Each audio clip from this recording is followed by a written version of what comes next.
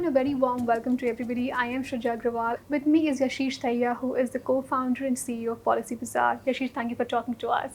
My first question to Yashish really is that much is known for where you are right now. It took you sort of more than about 10 years.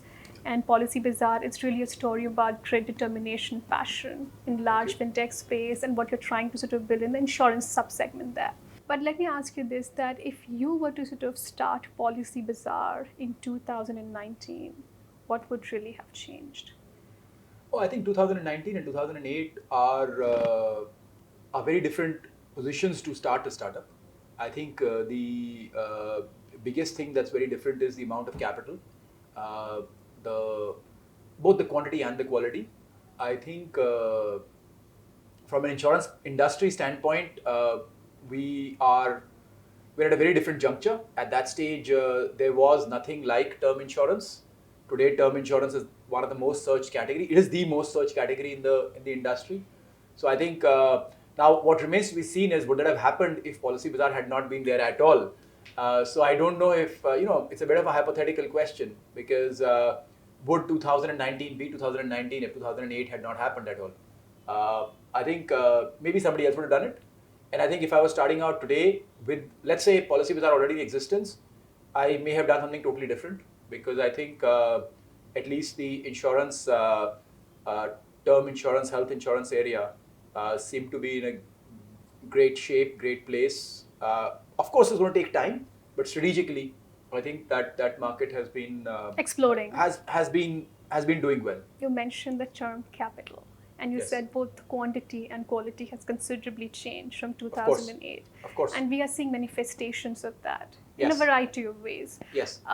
That sort of brings me to my next question about you got Softbank on your cap table. Yes. And getting Softbank on cap tables, at least the perception of it is also seen that the company is successful because they've already chosen the winner. That is a Softbank advantage. I wanted to ask you that what does it really mean to you to have Softbank as an investor in you? I think two things. First of all, SoftBank is not just an investor with us, but SoftBank is an investor with a huge number of fintechs across the world. So whether we look at VFox, whether we look at Zongan, whether we look at, they're obviously investors all over the world in all kinds of startups. And that gives us a very acute sense of what is working, what is not working, what to attempt, etc. I think they also bring along with that expertise that they've developed, which is sort of hand in hand, a huge amount of capital. And it's, I'd say something controversial. I think it's relentless capital. And what that means is your competition relents. Because you're in a position where you're not going to relent. You're not going to relent because you're afraid you're going to run out of capital or something. You will relent if the business model does not make sense. So I think the phase when there were lots of business models which, let's say, may or may not have got feet, but the whole idea was expansion in a relentless manner. I think having SoftBank on a cap table essentially implies that others can relent, and the SoftBank-backed company can perhaps take a better position.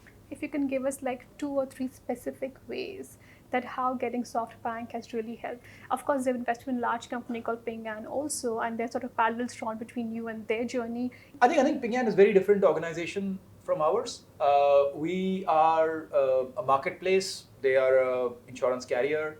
So I think extremely different journeys, and that's what kind of the fact that they've bought into the marketplace concept as far as India is concerned, and into a different concept in China and a different concept everywhere else, sort of gives us confidence in our business model because they have the benefit of the thought process across multiple markets, and they have a deep understanding of what they feel is going to work, what's not going to work. So I think that sort of validation, of course, we had a lot of confidence in ourselves, but that validation does help. That they are happy to bless this model, back this model, and of course. So what are conversations like, Yashish? Speaking to any investor these days, not just SoftBank, I think a lot of the conversations that are around what do you develop into the future, what are the possibilities. For us, what we have is also a very powerful position. True. It's a very See, India as a market does not have life insurance, does not have health insurance. We are by far and away the leading player in health insurance and life insurance in terms of propagating it, in terms of getting consumers to understand the need for it, and in terms of getting consumers to buy it. And that only comes in to be known when somebody dies or somebody falls sick, and an insurance company pays their claim, and they are relieved of that financial burden. It's a very special position we hold. Such a position is not held in many markets by many companies. So, that even Softbank may have invested in. So, we are very privileged to be in that position. I think having Softbank on our cap table essentially to me means nobody can come and do stupid things to spoil our business. I think that's basically what it means to me. A lot of focus also is seen on the health space from you. Can you perhaps demystify the macros and the potential that you see there, and why really that a lot of energies are going in that direction? So see, healthcare is a $150 $200 billion market. It's a huge market. Health insurance is a very small segment of that. So retail health insurance is 2-3 billion, maybe 4 billion. But it's at any level, nobody's saying that retail health insurance is more than 2-3% of the healthcare market. It perhaps need to expand till it becomes 30% of the healthcare market. Now, there are two ways of approaching any such problem. One way is you stay in the health insurance area and you keep talking about health insurance and hope that as time progresses, it keeps increasing. The second is you actually move into the fundamentals of why is healthcare not moving under insurance? Why are people not covering outpatient? Why are people unable to cover people more? And why are people, so you're basically addressing fundamental issues. And for that, you need to go and change the entire network. You need to create a network. You need to do a lot of things at grounds up, which enable more and more of healthcare to flow into health insurance or to be insurable. See, it's not a very insurable situation if anybody can create a bill for any disease and just submit a bill. You can't really pay insurance on that. So one of the tenets of insurance is you must have a credible way of verifying. So insurance is one product where if something can just be managed or manipulated, as an insurance company, you can't handle it. And hence, that part needs to be sorted. And that's what we're trying to do with Doc Prime.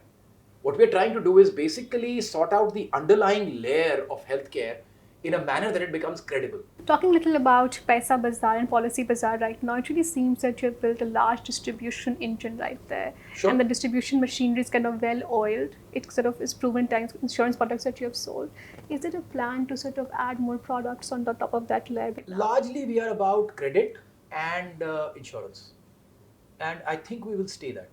So, in fact, even when Policybazaar is concerned, we are largely about considered insurance purchase. We're not about tick box insurance. We're really about considered insurance purchase, long-term decisions like health insurance, life insurance, that would we specialize in. Similarly, Policybazaar specializes in essentially giving credit.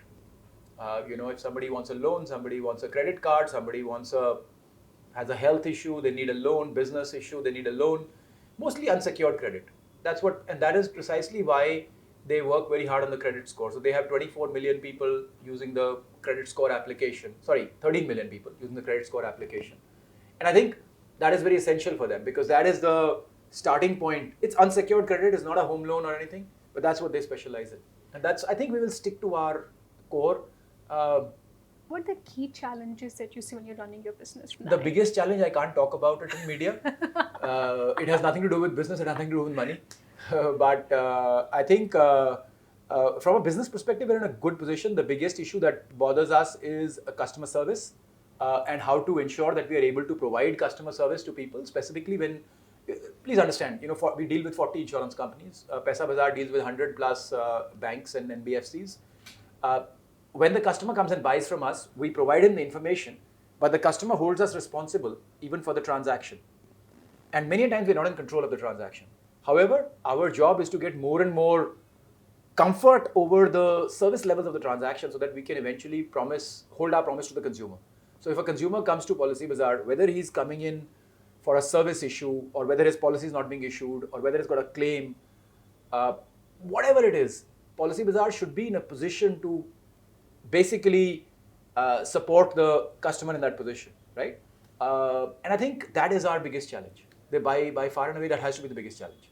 So what is that big vision? This is the big vision. Okay, and about Please understand, already we are a very, very large part of the life insurance industry.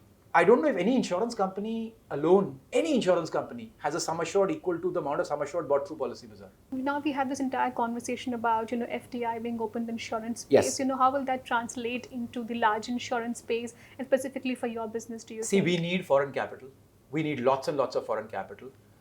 So far, we are contained by the amount of foreign capital, and we are very lucky that we are supported by InfoEdge and Premji Invest and True North, who are domestic investors, so that we manage the balance of 51-49 in some way. But we are, of course, massively constrained by foreign capital.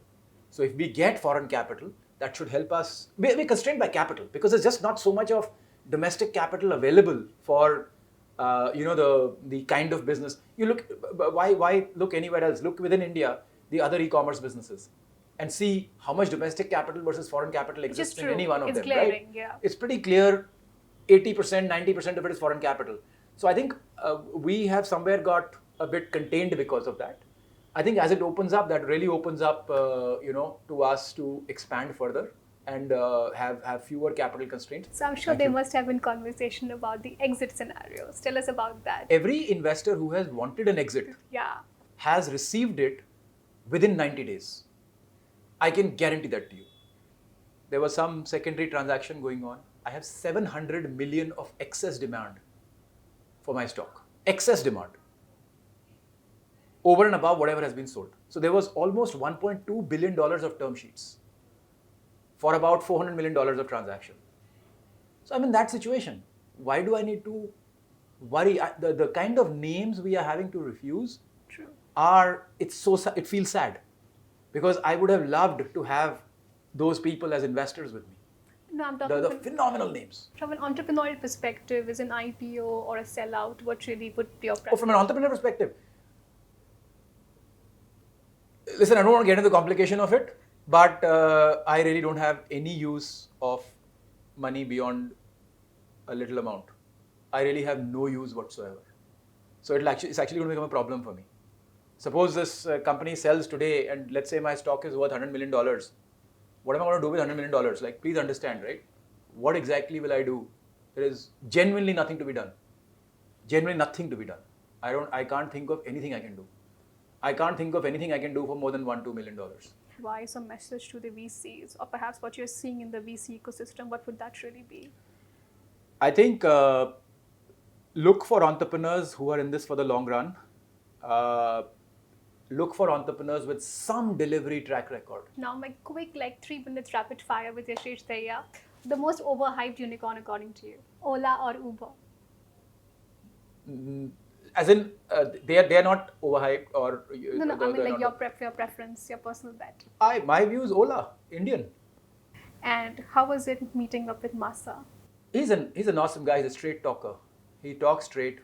And by the way, he asked me about profitability.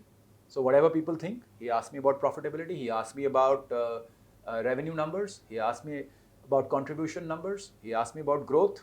The highest point in Policybazaar's journey till now? I think today would be the best point in the last 11 years of our journey. And the lowest point? The lowest point, I think, was 2011. The point is largely to do with government and governance. So I've had a lot of those. But I've just decided not to talk about it in media.